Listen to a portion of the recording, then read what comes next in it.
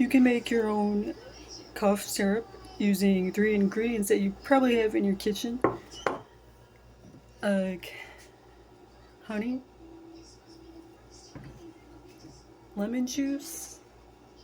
I prefer using a fresh lemon because the concentrated kind is kind of yuck.